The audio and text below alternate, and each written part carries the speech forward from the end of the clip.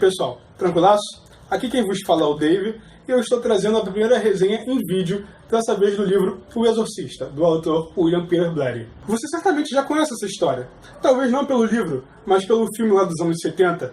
Afinal, quem é que não conhece aquelas cenas clássicas, onde nossa querida e fofa protagonista possessa faz umas coisas um tanto quanto atípicas, como por exemplo, aquela cena onde ela vira a cabeça em 360 graus, ou 180, não sei, sou de humanas.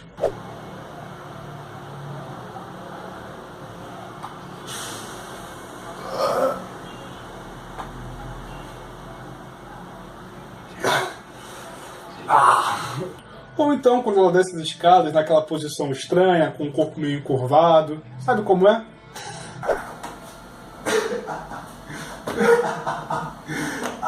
Como eu faço essas coisas?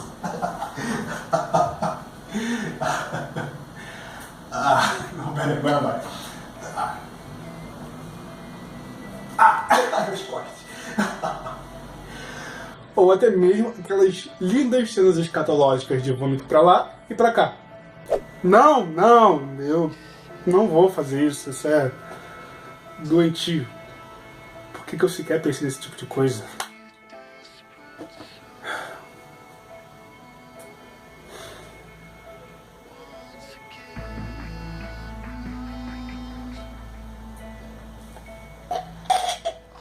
Mas tudo bem, vamos supor que você não conhece a história, que você nunca assistiu o filme, seja por medo ou seja por desinteresse. Pode deixar que o tio Dave vai te explicar tudinho. Sendo bem curto e grosso, esse livro, para ele funcionar, precisa de 3 ingredientes fundamentais.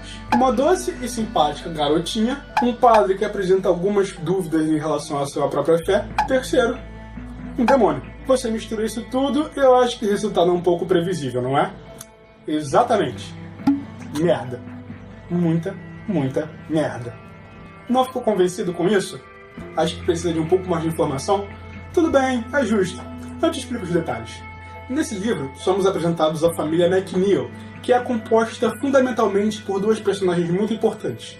Chris McNeil, uma atriz famosa, até declarada, e mulher divorciada, mãe de Regan McNeil, uma garotinha tímida, simpática, muito doce, aos seus 11, quase 12 anos. Regan, assim como qualquer criança normal, teve uma infância bem comum.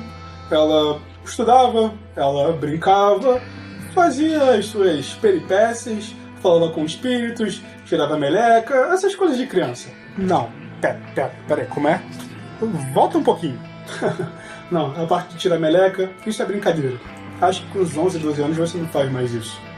Ou pelo menos não deveria. Chris, embora se diga ateia, ela revela momentaneamente que em seu passado ela teve alguns momentos de dúvida, e ela recorreu a diversos métodos para tirar essas dúvidas e descobrir respostas a respeito da sua vida, ao universo e tudo mais. Chris tinha o tabuleiro Ouija. Vocês entenderam? E esse tabuleiro por muito tempo ficou guardado no mesmo quarto onde o Regan costumava brincar e fazer as suas outras atividades. Mais ou menos no começo do livro, Chris descobre que sua pequena e dócil filha estava brincando com o tabuleiro. Mais que isso, a garota revela que sabe como utilizá-lo e que também fez uma amizade através do tabuleiro. É nesse momento que nós conhecemos outro personagem muito importante para a história, o Capitão Haldor. Assim, eu não tenho filhos, então eu não gosto de dar palpite em relação a esse tipo de coisa, de como cuidar de uma criança, mas algo me diz que ver a sua filha brincando com um tabuleiro desses e ela te revelar que ela anda falando com algo que não existe, eu acho que é nessas horas que a gente revê alguns conceitos, não é? O livro é dividido em 4 partes. Nas 2 primeiras, nós vamos vendo essa mudança gradativa no comportamento de Regan. As coisas começam como em todo filme de terror.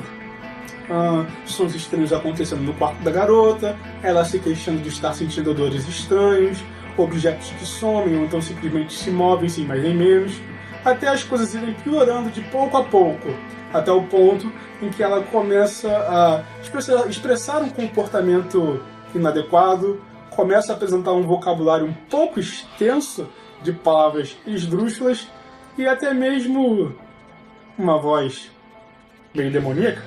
Se bem que pensando bem, tem tanta criança hoje em dia, né, que sabe uns xingamentos que eu nunca vou aprender na minha vida, que eu acho que hoje em dia isso não é tão anormal assim.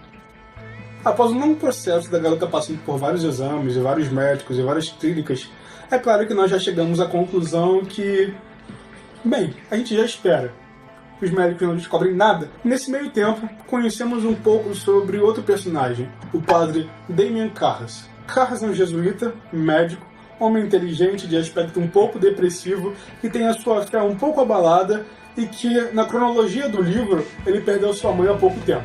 O encontro entre Padre Carras e a família McNeil só acontece mesmo na terceira parte, quando ele pela primeira vez vê Regan e começa a considerar a possibilidade de que aquilo possa ser uma possessão, embora ele tente se convencer do contrário. Embora tenha citado apenas esses 3 personagens, o livro conta com vários outros muito importantes também para o andamento da trama. Eu só citei esses 3 porque eu acho que eles são as engrenagens que fazem o livro realmente funcionar. No entanto, isso não tira o papel, a importância dos demais personagens, que também se revelam muito fundamentais, é claro. Outro ponto muito interessante do livro é que ele não conta apenas com esse aspecto religioso, esse aspecto céu, inferno, ou coisa do tipo, mas Blatty também introduz um pouquinho desse lado investigativo, essas coisas típicas de um romance policial, o que atribui um valor bem interessante ao livro, faz com que a leitura seja um pouquinho diferenciada do que os livros de terror que a gente vê por aí. Ele também conta com uma escrita que eu achei bem adequada. Ele não é muito descritivo, muito detalhista, apenas quando convém, que são justamente as partes mais fortes. Apesar de ser uma leitura fluida, uma leitura fácil, ela é um pouquinho pesada em termos de conteúdo.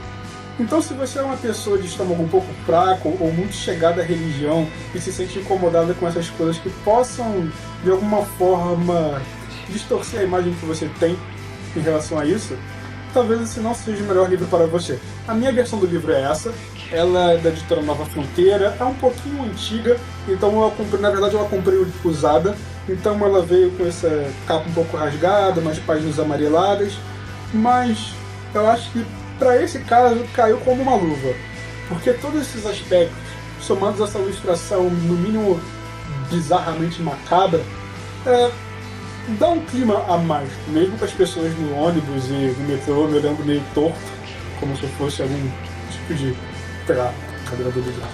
Vale a pena também comentar sobre a tradução. Eu não cheguei a ler a versão mais atual, mas eu acredito que deve contar com uma tradução um pouquinho melhor do que a desse livro.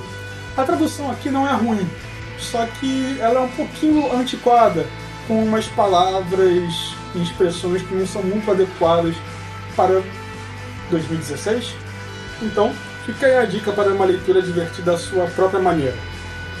Uma maneira meio estranha, meio perturbadora, meio pesada, meio assustadora talvez, mas ainda assim extremamente divertida. Ou então, você pode aproveitar o embalo para assistir ao filme clássico da década de 70 e as suas respectivas continuações não tão boas, ou assistir até mesmo a série que está passando no FX, que tem se revelado muito interessante. Blatty também escreveu uma continuação para o livro Exorcista, intitulada Legião. Eu ainda não encontrei nada sobre ela, mas espero poder lê-la em breve. Então é isso. Espero que tenham gostado da resenha, do vídeo. Estou aceitando críticas em relação a isso, críticas construtivas. Comentem o que vocês acharam sobre o livro, ou então o que vocês acham sobre a história do filme. E é isso aí. Valeu, falou! Até a próxima!